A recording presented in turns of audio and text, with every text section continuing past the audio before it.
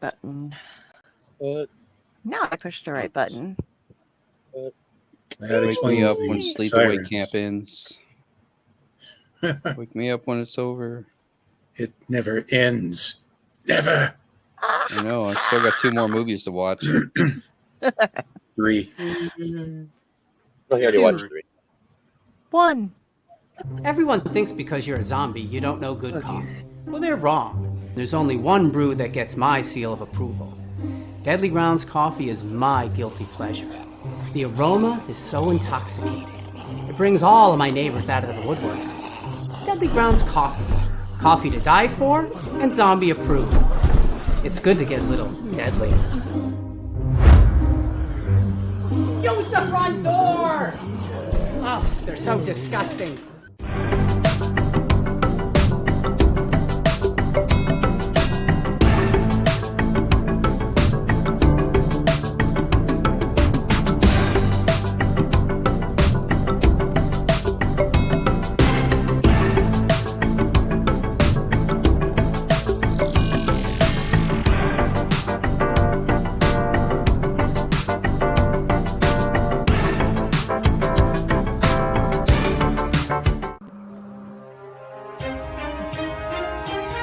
The Dorkening and all affiliated shows are not intended for anyone under the age of 18. The following may contain discussions or scenes that have adult situations, graphic violence, nudity, strong sexual content, and graphic language. This show is intended for mature audiences only. Viewer discretion is advised.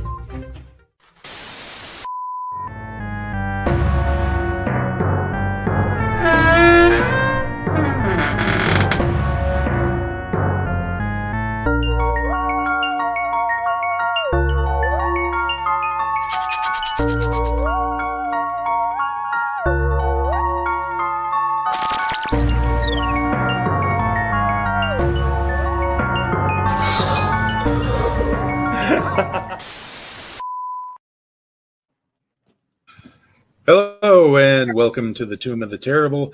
I am your long-suffering host, Uncle NecRo, and with me tonight I have the usual gang from the Owlite Network, Delphine, Friday and Chaos. Friday's invisible for some odd reason, Dr. Raz and Ron. And tonight, through some fluke or luck of the draw, we are watching we watched Sleepaway Camp 2, 1 week after watching Sleepaway Camp. And this is subtitled Unhappy Campers. Angela is back, now a young adult and looking suspiciously like Bruce Springsteen's sister Pamela, obviously reliving her glory days as a camper. See what I did there? She's now a camp counselor. She is now a camp counselor for a bunch of late 20-something actors pretending to be teenagers, upholding the rules of the camp to the very jot and tittle of the letter. And if the rambunctious campers get out of line, well, I think you can put the rest together yourself. So, indeed. Some little fun facts here. Written by Fritz Gordon, directed by Michael A. Simpson, no relation. Released in August 26th of 1988 on a very limited theatrical run. And then it was stuck on video 2 months afterwards. This was also released as Nightmare Vacation 2 in the UK with over 2 minutes of scenes cut from it, simply because of the Video Recordings Acts from 1984. I also want to point out, simply because I'm into the music, on the soundtrack we have Straight Between the Eyes by Anvil, instant club hit You'll Dance to Anything by the Dead Milkmen, The Girls Are Out Tonight by Hurricane, and Desperate to Survive by Obsession. So mostly we get Enigma Records bands, which would explain having a Poison album sighting, along with a Flotsam and Jetsam album near the end. And sadly, there was no curling iron in this movie. So this seems to... I first saw this about 20 years ago. Raz mentioned that about the box set that came in a medical kit. And I had that, all of them in that particular kit. And I remember watching this and being in a lot of pain, but that was 20 years ago, and we'll get to my initial thoughts after rewatching later. But And you're still in speaking a of lot initial of pain. I'm always in a lot of pain. I mean, it's a movie I had to gnaw my foot off just to get away from. We'll go with start with the initial thoughts. We'll go with Del. Initial thoughts are I shouldn't have thought to be funny and put this on the wheel. It was a movie. It did explore themes of death. There was a lot of there were some things I enjoyed in this one. It didn't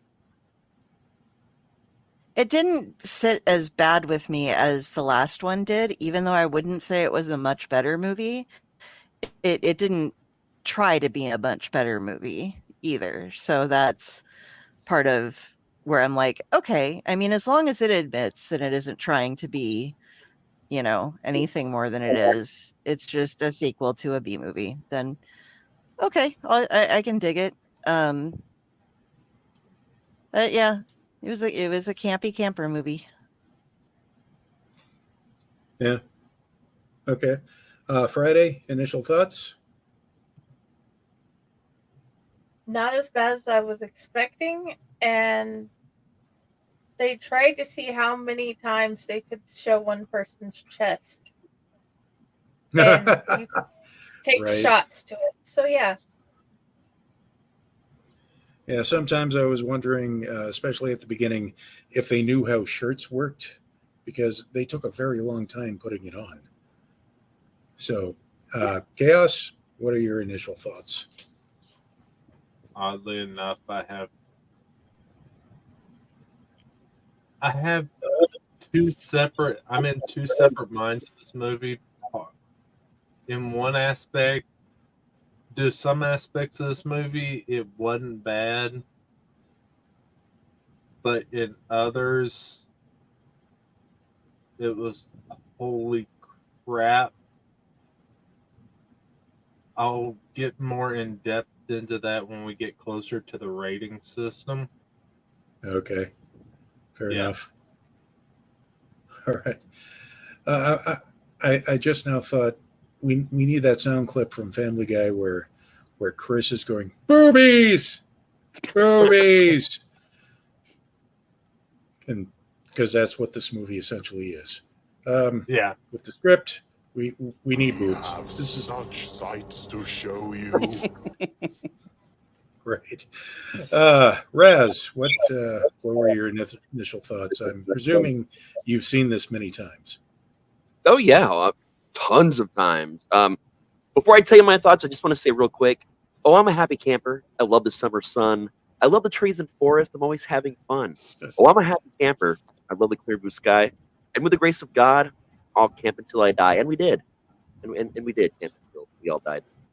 No, So spoilers. this movie has a very special place in my heart because of the cover. The original cover for this was one of the most famous things about it, and it's why everybody rented it back in the day from the video store. It was literally a cover with a girl going back to camp. She's got a backpack on, and there's a Freddy glove hanging out of the backpack, like it's hanging out of it, and a Jason mask sticking up out of the top of it. So, like, they were leaning into the, the 80s slasher thing really hard, and seeing that iconography on the cover was like, fuck, the first one was weird, but are they spoofing? What are they doing now? So, like, we had to rent it. Like, we just had to rent it and see it. And what I remember most about the first time I watched this movie was my cousin Michael, who, like, introduced me to B movies along with my mom. It's got 3 Bs. Everything that makes a B movie. It's got blood, boobs, and bad acting. That, my friends, is what a B movie stands for, like, traditionally, and a long, long time ago. And it has all those things. And to me, this movie is hilarious. Like, I die laughing when I watch this one. The first one was awkward, and it was an interesting, cool movie. But to me, this one was the real comedy breakaway. So this is like if Meatballs 2 were a horror film. That's what this is. Okay. Yeah, that tracks. So, Ron, what were your initial thoughts? My initial thoughts, somehow I ended up subjecting myself to this movie twice. Not really wanting to, but I watched the third movie after watching the second one, and then realized that I could not remember the second one because both of the movies are so interchangeable, it's hard to tell them apart. The third movie is basically the same movie, just with a different haircut. Well, I think that may have something to do with the fact that both of these were filmed back to back in 1987. But I did not dislike the movie as much as I thought I would. It's the kind of movie that once you get over it the first time, then it sort of grows on you. And I think I'm probably with Raz on this one, that it's a kind of movie that has rewatchability just because it has a lot of good schlock in it. I agree. Okay. My initial thoughts were, like I said, the last time I saw this was about 20 years ago. This time around, I don't remember any camp I've been to being this much of a horn dog party. So it Didn't go to band camp, clearly. wasn't happening. Yeah. Yeah. I do remember the mullets. I do Mhm. remember the mullets. And how many mullets did everybody count? I lost count at around 7. Well, TC had the nicest one. That was a well Yeah. coiffed. He was Mullet. Captain Mullet. Oh, yes. Yeah. So now I do have to ask a specific scene. How does one lose a Freddy glove? And related fun fact, Dell and I,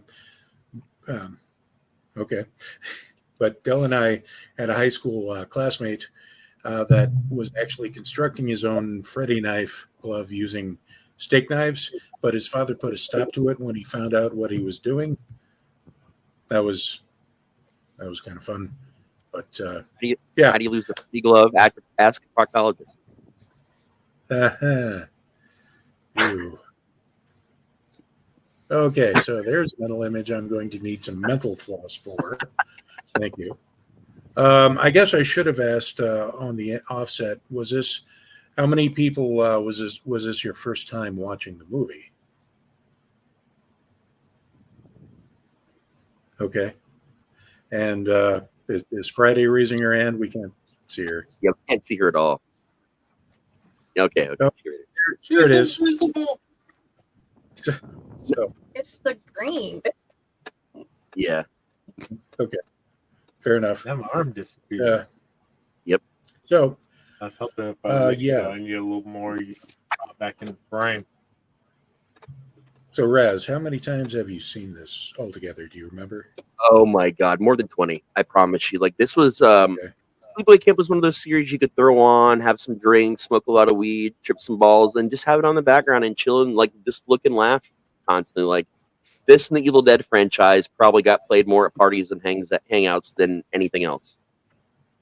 Right. When was the first time you saw it? First time I saw it. Oh God! First time I saw this one was the actual day it was released on VHS. The first time I have to look that up. The day it came Okay. into to the rental store, the clerk held it for us. I see. We had an arrangement for certain movies. We'd heard about this one before it came out, and yeah, he was a really cool guy, man. So when you said things back in the day where I have to go see my dealer, it was your video store guy. I mean, yeah, more or less, because the video store was right down the street from the library, and my mom had a deal worked out for me in both places. Like, I know he's the kid, but here's my information on file. Here's here's the home phone number. I give him permission to get anything he wants because he's responsible. And I would just talk to him, and people would hold books and movies back for me all the time, man. I was a good kid. I'd actually help clean up, and I would help do things at the library and the video store. So, like, they never really had a problem with it. It was really cool. Yeah. Oh my See, God, for me, you look good. Yeah, I was helpful. I'm very helpful to my community, damn it. that's the way we ought to be. I mean, the horror community is a great community. They think we're all Satan worshipers, but no, we're a family. But for me, I remember seeing the original released VHS box at the Applause Video in Fremont back when I was in junior high, and I was thinking I should watch this because I too was intrigued by the cover, utilizing the Freddy glove and the hockey mask. But I never really got around to it until much, much later in life. So we're going to move on now to what we liked about the movie. We'll see how much we can squeeze through this turnip. Starting with Dell. Deep breaths. Okay, I did like the shout outs to the other slasher movies. That was like, okay, cool, you're acknowledging that. I was confused about the pool instead of a lake at a camp, but I think the entire point of it was so that they could have the one, if you throw me in this pool, after she takes her shirt off, or her bikini top off, so that her shirt will do the wet t-shirt contest thing, I'm gonna kill you. And then she like tries to jump in and then be able to swim immediately over and flash her boobies at people who don't actually look at them then. But I don't know that was clever, really. Just for the sake of boobs. But what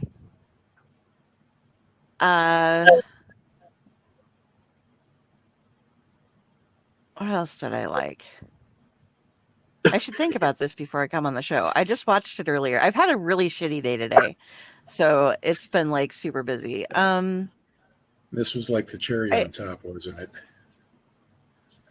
Yeah, I did like the whole. Oh, I sent them home. Oh, sent them home too. Oh, sorry, I had to send them home. And the fact that she never actually knows how to sing Kumbaya all the way, it never finishes. So yeah, that kind of amused me. She like they're hugging outside the door and getting ready for a kiss, and there's just this Kumbaya. Yet she never sings the last fucking line. It's like shaving a haircut, and I'm just wanting to two-bit it, and it just keeps going back around. So. Okay. And the list of things that were missing. The panty raid scene. I don't do people actually do that, or is that just something in books and movies? It was in like every 80s like type of movie like that ever. Porky's, Meatballs, like there's Revenge of the Nerd. Like yeah, it was but a I thing. mean, in movies though. But I mean, is that something people ever do in real life? Actually, From my understanding, it was bigger in like the mid to late 70s than anything else, and just kind of carried it and died out in the 80s when inappropriateness was finally deemed ecologist. Because I once wondered that as well with research. I wonder if cocaine had something to do with it too. I don't know. Sex became more commonplace in the 80s than it was in the 70s. I think it actually originated in the late 60s, but like it just got really popular to do panty raids in the 70s. People were more sex starved back then. But if you think about how advertising changed and how sex sold everything from the 70s going into the 80s, it was more available, so people stopped caring about, oh, I get to look at someone's panties, because now I can just look at boobs everywhere. Yeah. Okay. Fair. True. Yeah, sorry. Just something I've always wondered, and this gave me an opportunity to bring it up. Yeah. So, all right. Contemplating panty raids. Contemplating panty raids, the Uncle NecRo story. But moving on to Friday, what was it you liked about this movie? First, let's read Pyle's. The part with her in the car. Are you looking for a gun to kill me? No, just the drill. Enjoyed that part very much. So it was nice, a nice little twist. Twist. I see what you did there. I like the whole. I sent her home. I kept sending them home, and home ended up being the final home. The different ways she killed people. Yeah. And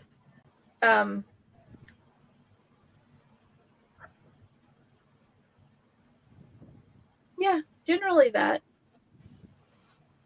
Okay. I had fun in the movie. Okay. I love how the owl is right dead center in Chaos's forehead right now. It's like a headpiece. That's what it looks like. Right.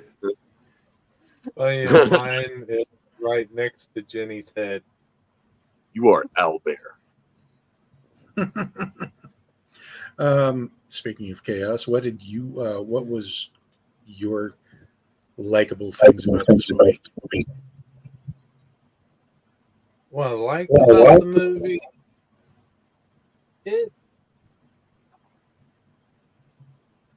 trying to figure out how to describe it.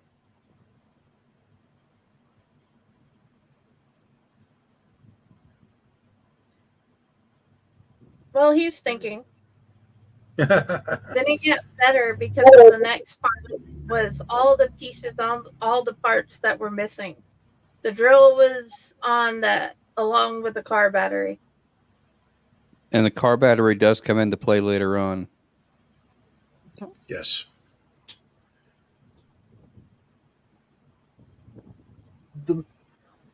I liked some of the methods of death, even though they weren't as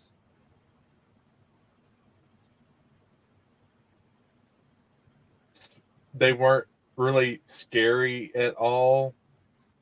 Well, technically, the first one wasn't either, but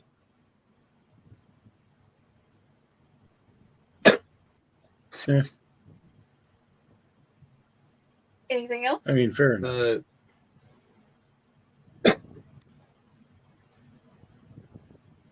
My brain's drawing a blank at the moment. That's okay. If Would you say your brain is fried, eh? Only on days that end in Y. Yeah, it happens. Sometimes I can't get the darn chainsaw to start either. Yeah. Yeah. We've all been there. Know, right? Yeah. So, Raz, what did you like about this movie? The acting, specifically her acting. Say what you want about a B movie, but when it comes to actually feeling like someone's fucking nuts, I'm sorry, only one person had truly reached that level of insanity in film, and that was back in 1973 with Annabelle Wienik and Don't Look in the Basement. Like, this performance was exactly what it should have been. It was the character performance. It was so well done that half the time I don't even care what the fuck's going on. I'm literally just watching her and all the batshit crazy stuff she does, because the acting in this movie is it's a B movie. You don't expect anything out of it, but to see her performance and really pay attention to it, and it's not just this. It's the look on her face. It's her movements. It's every aspect of how she's playing crazy. She's her and that character from Don't Look in the Basement. Those are the two characters and scenes that I pull up to train people in the asylum section of my haunting with. No joke.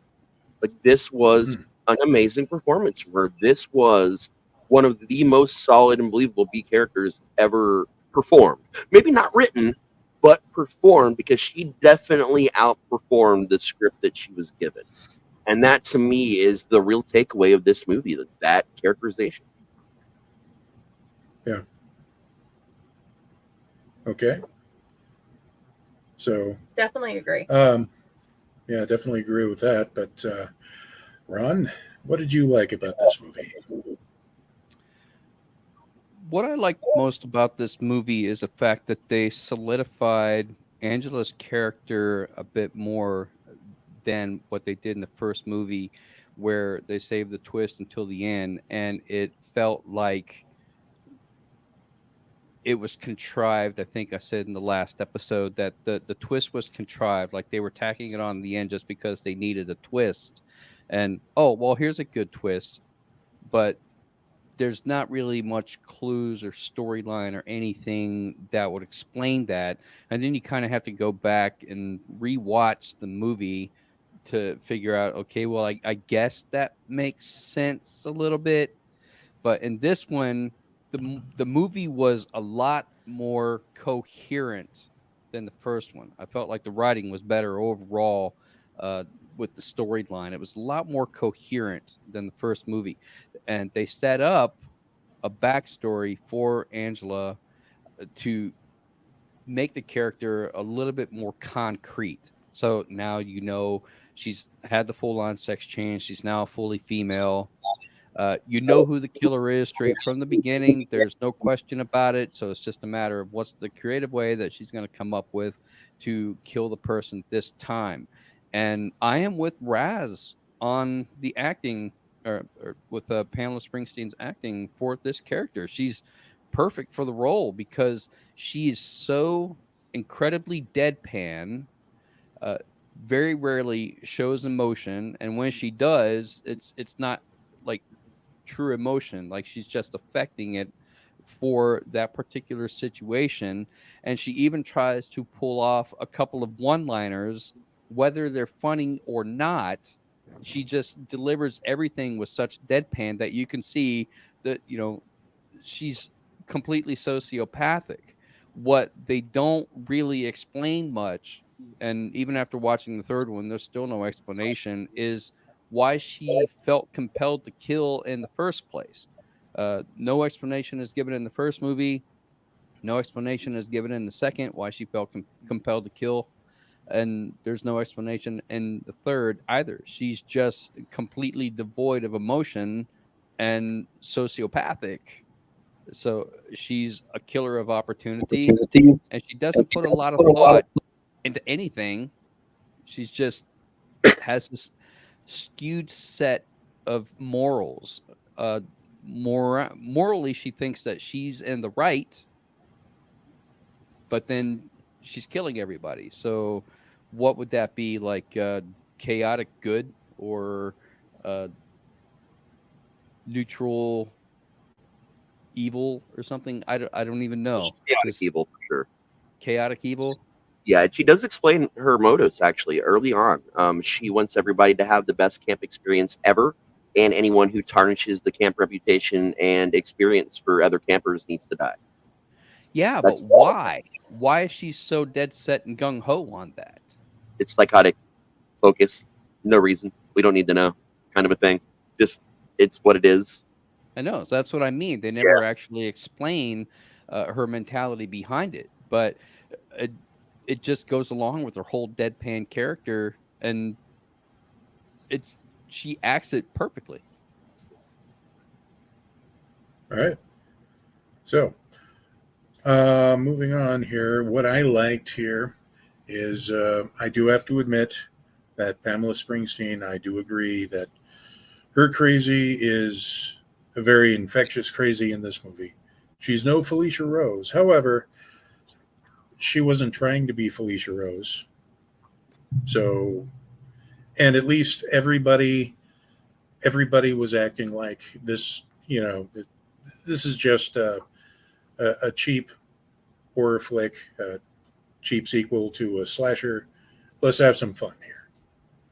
Now, giving this a rewatch after 20 years, this does have that kind of cheesy charm with the over the top acting in the script. And the kills are rather interesting. Give them that. Very interesting. I do like the scene where, for whatever reason, they had the campers come through the building blindfolded and doing that whole, these are witches' and she's just, these are campers' brains. Dead teenagers' What's really brains. in there? Dead teenagers' brains. So, I like that. I thought that was a very funny scene. And it happens so quickly that it's very easy to miss. Yeah. Yes. And it was right after the whole drill scene. So you guys have that? Yeah. It's like around Halloween time where you put your hands in it and it was like liver and like cooked spaghetti and like peeled grapes and stuff. I guess what it is, and they would tell you his brains and intestines. That's Oh, we did that in Haunt. In 1984, I was part of a gymnastics group, and on Halloween they had a haunted house thing in the gymnasium, and they had that in the darkened room. I'm like, this is so cool. But then I went back in when they turned on the lights and were kind of finished for the night, and it lost the magic. Oh yeah, my mom used to up for us every Halloween for years, even though we already knew what it was. Yeah. Well, and then you read The Halloween Game by Ray Bradbury and go, well, fuck. That is a good one. Man, I got to read Ray Bradbury more. Okay. Oh, it's one of his best stories ever. Really? That's something with your favorites, yeah. Yeah. I'll have to make a notation of that. But let's move on to what we didn't like about this movie. I'm sure we all have thoughts upon that too. Starting with Del. We'll do Pyle's last one here. I think she portrayed the character very well and had a lot of creative kills in this movie. Almost every camper died in a different way. Yes, they did. Okay. Didn't likes were I thought and this is just kind of a me thing for all of the 80s movies, just too many boobs. It was just over the top on that. I don't know. Because we're supposed to be seeing this as they're teenagers. And yeah, and like the, like, oh, just riding the guy and all this stuff. It's just kind of like, wow, okay. That's something that, is on HBO that kids are going to be watching and stuff. Okay. And I mean, you can't control what they're watching anyway, but I also didn't think when they were in this is something that bothers me in a lot of movies or TV shows, when somebody's dead and they do the close-up on them and they're obviously breathing. And it's like, dude, you only have to hold it for like 10 or 15 seconds. That, they can do a couple of shots and just edit out. So you just get the ones where they aren't breathing. That should be easy to do. But it was like the only two people who were obviously dead were the ones that were burnt to a crisp. Well, and the one that was obviously not even a human. It was just a dummy with the face melted off, So that was that's just a little thing to bother me. It's a B movie. It shouldn't bother me, but right. It annoyed me a bit, I guess. Otherwise, I'm kind of ambivalent about this movie. There wasn't a lot that I loved. There wasn't a lot that I hated. There were some things I liked. There were some things I disliked, but overall, meh. Yeah. Okay. Heidi, what didn't you like about this movie? Other than the obvious breathing scenes, not really anything. It's one of those. I didn't hate it. Okay. All right. Chaos. What about you? The one scene that pops into my mind that kind of gave me a headache was the bathroom makeout scene where he's literally dragging her across the floor to the bathroom stall. And she's like, I can't get my feet under me. Shit. What the hell? And what I was waiting for her to say, that's my belly button.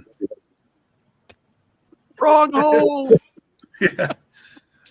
So it was so retarded. That did look awkward. I mean, was there anything else that I have cramps. Oh, okay. You had cramps last week. Yeah. Family thing. Right. So, Raz, was there anything about this movie you didn't like? Oh, we could have used some more boobs. No, Agreed. no, young me, that was when I got to see boobs. That was it.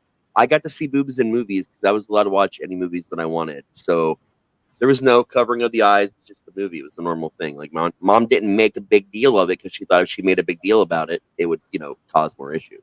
It didn't matter whether she would have made a deal or not. It was still a big deal to me. So I very much, child me very much appreciated it. Now I have different standards, maybe not as much, because I'm a little more picky these days. There's a lot out there on the internet, there's a lot to look at.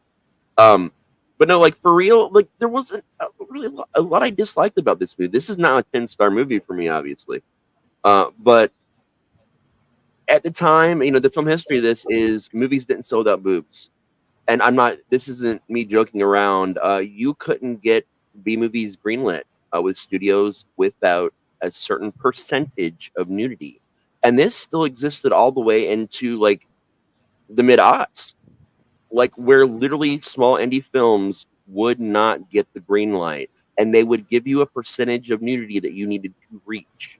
When we did slashers, we had to include nudity that we had no intention of having in the movie because it would not be picked up by the distributor unless we added it.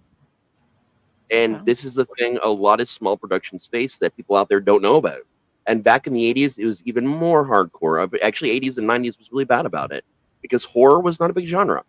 Slashers were cool, but even with Freddy and Jason and Sleepaway Camp and all these things, horror was not a big genre until later in the 90s. That's the reality there. It just wasn't. So you had to give people boobs and sex and stupid shit to get people to come and watch it. And it's the people that have the disposable income, the teens, early 20-aughts, that are going to pay for this. And what do they want? They want nudity and drugs and etc. So that was the entire industry's frame of mind, and it still is to some degree, but we've gotten away from that, and we've grown a lot, thankfully, in the industry. But it's hard because that was something that overshadowed a lot of movies like this one, just overdoing it. And they did overdo it. Dell's right, they did overdo it. But they had to. They really were not given a choice. And the other thing about this was the budget, because it was tied into the first movie where they filmed them back to back. You could tell that this was just what was left over of the budget from the first one. And there's a number of scenes in the sets and things where you can see that, and it hurts. I feel like there's a lot of other shots or different things they could have done to hide a lot of their lack of budget. Because the first one felt like it had a budget. Even the look of the film looked like it had a budget. The editing, it had a budget. This one just felt leftover. But in a lot of ways, I thought this was better. I thought the sequel is one of those rare times where it was actually better than the first one. In a lot of ways. It suffered from people not thinking about how to hide certain aspects of them not having enough money to make the movie. And that's the one drawback that I have when I watch it. Yeah. And also, none of the boobies here had milkshake tattooed on them. I know. What a letdown. Yeah. You have to wait until the third movie for that. So, what didn't you like about this movie? There were a lot of, for me, I felt like there were a lot of awkward scenes in this movie that they didn't quite fit, or they felt like they were thrown in because they needed to pad runtime or something like that. The first one that comes to mind is the girl that's supposed to be painting, and then she just like knocks over the paint and she's screaming. She's like, "I want to go home! I want to go home! I hate this place!" And okay, why? What is it that you hate about this place? Why do you want to go home? It seems so completely random, but then they show her getting in a car and then drives off. So she should consider herself lucky because she probably survived the onslaught of all of the murder that happened after the fact. But it felt like it was such a forced scene and completely unnecessary. The movie could have survived without that whole scene. And getting back to what Chaos said with the whole making out in the bathroom, and then later on there is a sex scene in the woods where the girl is riding the guy. You know, I'm 52 years old. I've seen a lot of sex in a lot of movies. Sometimes it's done tastefully. Sometimes it's not so good, but this just, it felt forced and awkward. Like I don't know anything about these actors, so I don't know whether or not, you know, they're virgins, but if they're supposed to be playing teenagers that probably are virgins, then maybe that could explain the awkwardness of it, because they don't really know what they're doing. But just the whole thing, it felt forced and awkward, and maybe it's just bad acting on their part because they think that's what a sex scene is supposed to look like. I don't know. But you watch movies like Friday the 13th and you get the same kind of sex scenes, but they never feel awkward or forced. That they are part of the movie, and it has to happen because, you know, that is a trigger for Jason wanting to kill people, you know. And this one, it's she's got morals, yeah, but she'll kill anybody for any freaking reason that goes against her morals. It's not just sex, you know. So I think they could have done those particular scenes a little bit better, in my opinion, to make them fit in with the movie a little bit more so they didn't feel so awkward. Also, the girl that she kills with a guitar string, she's like looking around the room, see if she can find an appropriate weapon, all that, and then she just pulls a string off the guitar. I can tell you, as a guitarist, it is not that easy to pull a damn guitar string off of a guitar just like that. Okay? It's not that easy. And she just pluck and pulls it right off. But then a couple of seconds later, another girl comes into the room and she pulls a knife off of her hip and starts stabbing the girl. Why didn't she just use the knife in the first place instead of yanking a guitar string off the guitar? That made no sense to me whatsoever, which made me question, why is she looking for all these creative ways to kill people when she already has a killing weapon on her hip throughout pretty much the entire movie? And she had it in the first movie as well. I mean, you would think that if she's going to be serial, if she has a method, she would always just revert back to her knife and stab people, cut their throats, whatever. But she's looking for different ways to kill people, which makes me wonder what exactly is her psychosis that, you know, she likes the different creative ways of killing people. And it's not like the punishment fits the crime. You know, you burn two bodies, you want to get high, you know, we're going to burn you. And she kills the Schultz sisters by burning them, I guess. And it's somewhat related to them getting high, but they don't all die in manners that are fitting to what their actual crime was. And I felt like that's something they could have explored a little bit more, of making the way that they die somewhat fit their transgression. You know, like the girl in the car, she pulls out the electric screwdriver or the drill and, you know, goes to town. And only because the girl wanted to get screwed. But she wanted to get drilled. She wanted to get drilled. So she got drilled. You know, it's these kinds of things I think that they could have explored a little bit more. And also, this is my last point. Since this is the second movie, I feel like they should have doubled down with the gore a little bit more and shown a lot more of the blood and gore and the carnage and the corpses, instead of just, you know, showing the blood splatter, but nothing really happening to the people themselves. They should have doubled down and gone in on it. You know, it's already rated R. You might as well go ahead and go all out.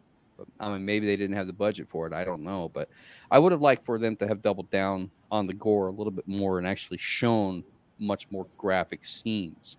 But that's just me. I don't know. Oh, well, to build on a couple of things that Ron just said.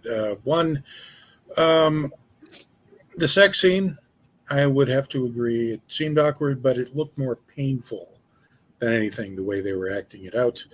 And when she stood up, I kind of did a riff thing where it's like, next time I'll take my panties off. So, I don't know. But yeah, Angela was serial. She was super serial. Super serial. Nobody else was serial. She had to be serial. She had to do it. But as far as what I didn't like, the biggest no-no to this is that 90% of the movie was shot in the daylight. It added absolutely nothing to the atmosphere. It diminished any kind of suspense or scares. I don't know if it was a choice thing for doing that, but yeah, it was in the daylight. I don't know why they did that, but aside from that, you could pretty much guess every plot point coming from about 12 parsecs away, and sometimes the basic humor and the one-liners just kind of grinded on me after a while. So those were my two biggest gripes about this movie here. So we are talking about Sleepaway Camp 2. Yes. Responding to the comment that just popped up. Yeah, I know. Oh, hey, Kenny. So yes, And that did kind of sound like you were just realizing right now what we were talking about. So, oh shit, where am I? What? I'm sorry, I must have fell asleep to this movie. What are we talking about? Who died? was there anything else you can add to this? I'm bringing up the 5-star reviews right now. Pyle said when she was. Oh yeah, that's another thing I forgot to mention that struck me as awkward and forced, and like they put it in to pad time. If she's really a sociopath and she's devoid of emotion, I can't imagine that she would have bad dreams like that to begin with, unless she's feeling pressure and thinking maybe she's going to get caught, but that's never explained. So I don't understand why they had that scene in there. The movie would have been fine without it. Yeah. Hi. I think, by the way, that the reason, and it was too drawn out, I agree with you there. The I want to go home. I want to go home. I want to fucking go home scene. It was only put in for the sake of her then being able to say, oh, I sent them home. Because obviously, look, this person really did get to go home. Everybody witnessed that. So then she can say, oh, I just sent them home too. And then when the other girl figures out, and this was the other, and I might be trying to put, I might be overthinking this, but I think she was going for the guitar string so that she didn't make a mess in the cabin with blood. And then when the other girl came in, she was just like, oh shit, now I got to make a mess. Yep. Yeah. But yeah, and things like she choked her out in like 2 seconds. They beat the one guy, at least sometimes they'd like hit him with a stick like 3 times. And I was like, they aren't dead, are they? Cause they really you have to go to town a little bit more than that and be like, okay, they just knocked him unconscious by hitting him in the back, but okay. Yeah. So, okay. I do have the, you were going to say, I'm sorry. Nope. I was going to say, go ahead and let's hear those reviews. Cool. Well, I have the 5-star reviews up, but first I wanted to go about and pay some bills here first, get that out of the way. And so let's go ahead and roll the thing, and we'll be right back. In just a second. Talk amongst yourselves.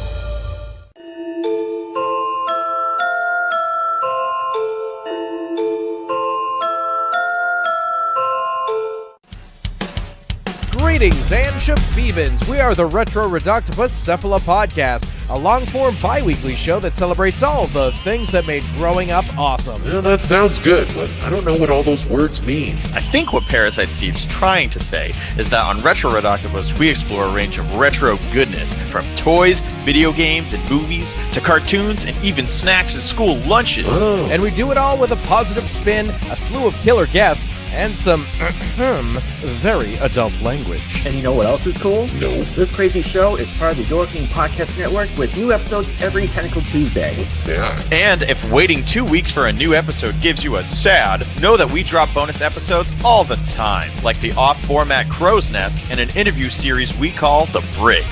You can listen to Retro Reductibus on Apple Podcasts, Spotify, Stitcher, or any app that's cool enough to carry the only show that celebrates all the things that make growing up awesome.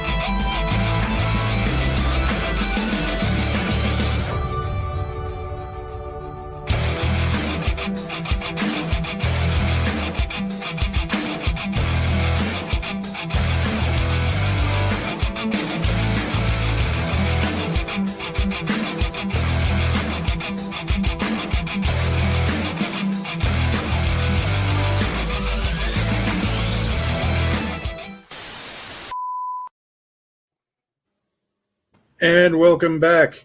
Aren't those just fun products that you should check out?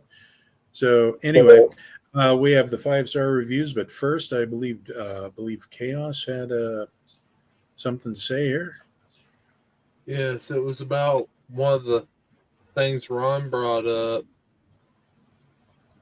about her having so many just different random killing methods. I know this isn't what they were trying to go for in the movie, but a lot of times with sociopathic serial killers, they'll experiment trying to find what fits for them early on. So they will go through a random gambit of different murder and hiding methods, see which either feels right to them or which one they can get away with the most. And then they'll actually start building their signature from there. That's a good point. But as I said, I know that's not what they were going for in these movies, but I mean, it maybe would they were. kind of make sense. You'd be surprised how many writers, like when they're writing scripts and you get these B movies, actually had these crazy complex thoughts when they were writing it. And these are the answers they'll give you during panels. But then they'll say, yeah, that's what I intended. But it's a B movie. But it's really hard to know. Like, that could have totally been what they were going for. Well, we That's explained, all we discussed in the last episode that she's a killer of opportunity, that she doesn't seem to have one set specific method for killing or, a specific style, that she's a killer of opportunity. And I think that that's the kind of thing that's probably not going to evolve with her as a killer. She will always be a killer of opportunity and just, do what feels right in the moment. And, I think that speaks a lot to her mentality. Yeah. I am a little disappointed in you guys for the last episode because there was an obvious song reference you guys could have made for the ending of that movie. It's the South Park Wiener Wiener song. And I felt really sad that no one sang Wiener Wiener at the end of the episode. I just, just personally, I was let down. Well, Wiener. But okay, so hello. But right now, we like to give our ratings, but before we do that, we like to go online and read what some other people might have thought about this movie, doing the 5-star reviews on Amazon. We're going to start with Heather B. Jones. Entertaining sequel to one of the greatest slasher movies of all time. When I put this DVD in, I wasn't really expecting much. All I expected was a crappy sequel to a really great film, since a lot of slasher sequels aren't that good. Well, I was pleasantly surprised because what I got was a highly enjoyable late 80s horror cheese fest that all fans of corny slasher flicks can appreciate. And then she goes on and writes a virtual novella about all the points. So, all right. So, Bratton423 writes, darkly entertaining sequel with a twisted edge. Sleepaway Camp 2 Unhappy Campers takes a horror franchise in a new direction while retaining its darkly entertaining spirit. The sequel delivers a blend of suspense, humor, and creative kills that fans of the original will appreciate. So, yeah. Lucy says, this is an older comedy horror. It is what it is. She gave 5 stars, so okay. And we'll end with Adam, a cult favorite for a reason. In Sleepaway Camp 2, Angela returns this time posing as a camp counselor at a camp near the camp where the original murders took place. This time around, she speaks way more and is not liked by anybody. And everyone she feels needs a lesson taught gets theirs. Very cool death scenes, including an outhouse kill, which will make you want to throw up. The best sequel in the series, in my opinion, and certainly my favorite. All right, then. It is what it is. So, all right. So, getting to our own personal reviews of this, out of 10, what would you give this, Del, and would you recommend this to others? There was one more point that I thought of when we were going around. When they ask, how did you even get hired here? She says, with all of the letters of recommendations from the doctors that released me from the hospital that thought I was okay. So apparently the psychiatrist thought it was a good idea to send her back to camp. Apparently. Just saying. I mean, camp is supposed to be therapeutic for people, if you think about it. It's supposed to be. And they gave her a guitar. Well, I did bring that up in chat. Yeah, we talked about that, yeah. Okay. But I probably wouldn't recommend this to people unless they'd already suffered through the first one, because it wouldn't make a whole lot of sense to watch the second one. I mean, if you have nothing better to do, sure, like you were saying, it's a background movie to have on. I'll give it a 4.5. I can't quite get a 5, but I got to give it a little bit more than what I gave the first one. So, okay, which was a 3. So yeah, or no, it was a 2. It's a 3, something like that. But yeah, so I'll say 4.5, and not really recommending it. Okay. Friday, welcome back. And what rating would you give this, and would you recommend it to anybody? I recommended it before I even saw it. Again, please go find our Facebook group. 7. 7? Okay. I didn't hate it. It was kind of enjoyable for a camping movie. Okay. All right. Chaos, same question. Back to what I said at the beginning of this, I was of 2 minds about this movie. One side, as a horror slasher, it's like a 1.5, maybe 2. But as a comedy slasher, it's about 6, 7. Okay. Would you recommend it? Yeah. It's not a bad movie. All right. Raz? what rating would you give this, and would you recommend this? I mean, the truth is, this is a classic, a cult classic series that's really important to a lot of people. We talked about that with Troll the last time I was around. But this is a very known and very important series. And in some ways, it has just as big a following as Friday and Nightmare. Honestly, it really, truly does. I give it a 7. And a large reason for that rating is, like I explained before, the acting that Pamela did for Angela, honestly. Like, that's why it earned what it did. And when I say it's a background movie, it is, but after you've seen it a couple times and you know it so well, you don't have to look at it when it's on. You just hear a piece of dialogue and you just know where it's at, kind of a background thing. But and I highly recommend it, man. I recommend this series to anyone I know that's not seen it frequently. Okay. Ron, what is your rating of this, and would you recommend it to others? I think that this sequel was marginally better than the original movie. I scored the original movie a 4 because I didn't think that the original movie was better than House of the Dead. So far, House of the Dead has been kind of my measuring stick for how I'm rating movies. But to put this one at a 5 to make it equal with House of the Dead, I still have to say that I enjoyed House of the Dead more, which makes me want to rate it a 6 so I can give this the 5 and start using it as my measuring stick for future movies.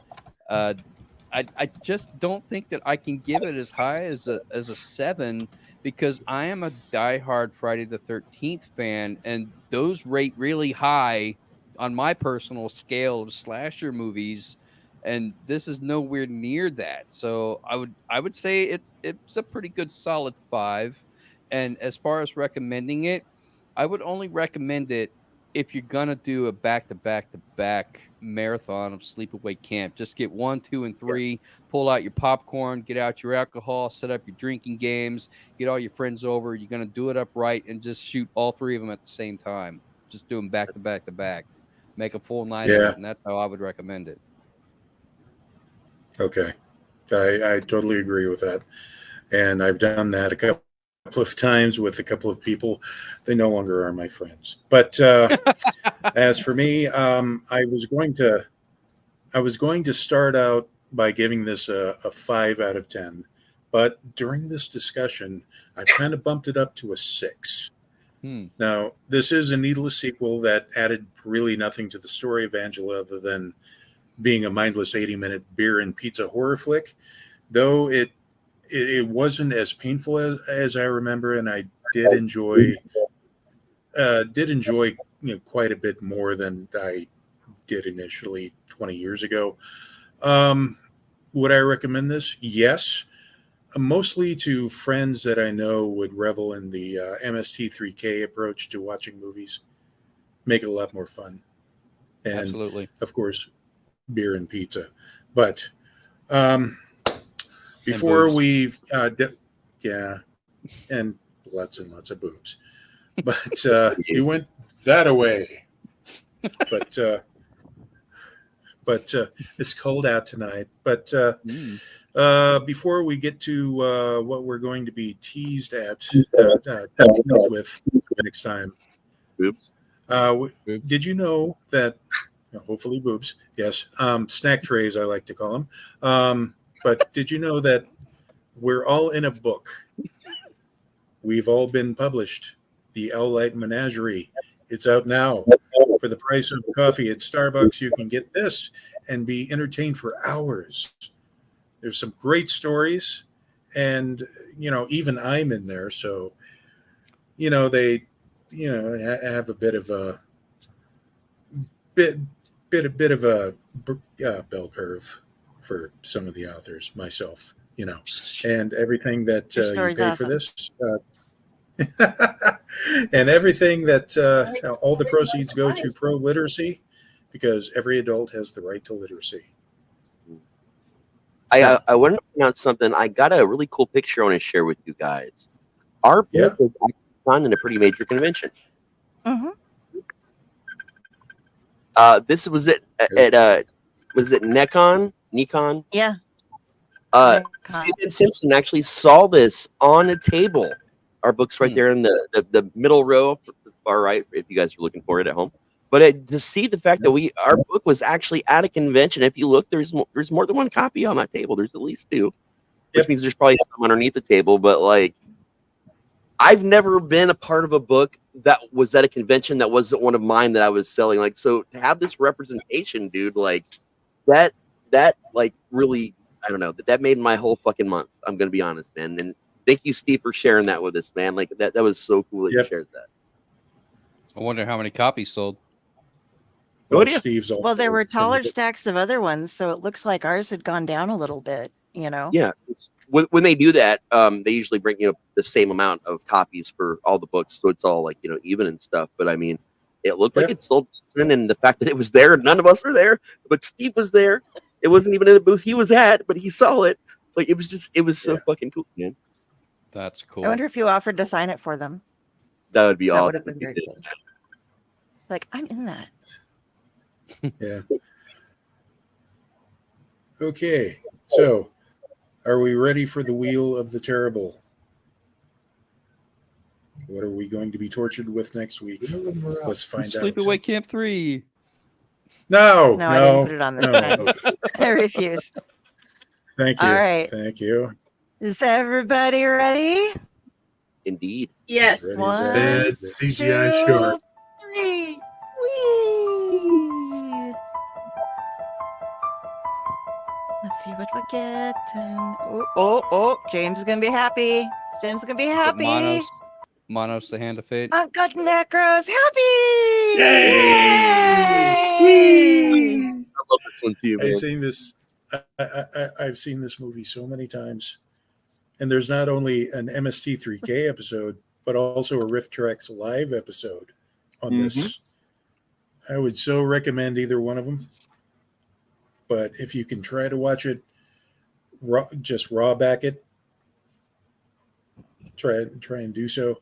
Is that another one that's on Tubi? Do we know? It's on Plex. I'm not sure. It's on Plex. Plex. Okay. But I know the Riff Tracks and the MST3K episodes are on YouTube. So actually, it looks like the Mystery Science Theater and the Riff Tracks one are both on Tubi. It is the regular one is Tubi. Yes. I see 3 different Riff Tracks and Mystery Science Theater ones, and the sequel, Manos Returns, is also on there. There's a sequel? Yeah, it came out in 2018. Oh my gosh. Oh my gosh. Really didn't know about it? Yeah. I'm going to be on that like white on rice. Yeah. So anyway, oh wow, where can we find you, Del? Go to Carrie Kari Sanders on Facebook. If you see this, you are seeing me, and I can't see if it's on screen. There we go. That crow is me. You can find all of my other links. You can find my author page. You can find my Owlite stuff. When I'm not hanging out with the Owlite folks, I am over on Splash Pages, also on the Dorkening, every Tuesday at 8 p.m. Central. This week we are going to be interviewing artist Russ Braun, who did a lot of work on The Boys and some other stuff with Garth Ennis, and some great stuff on his own. Looking forward to it. Rereading all of the Battlefield's The Night Witches books that he did for our reading. But come and ask any questions you would like them. And yeah, if you Delphine's there, and as for Carrie Sanders, look it up, and you'll most likely get a reply, if not from me, from Jenny over here, because she's good at social networking and I am not. Okay. Friday, where can we find you when you appear? I'm pretending to be 2 people on the screen and myself. So, Owlite, Fakor, and Friday with the Library in the Blue Box, and Jennifer Elliott author page. Okay. Chaos, where can we find you?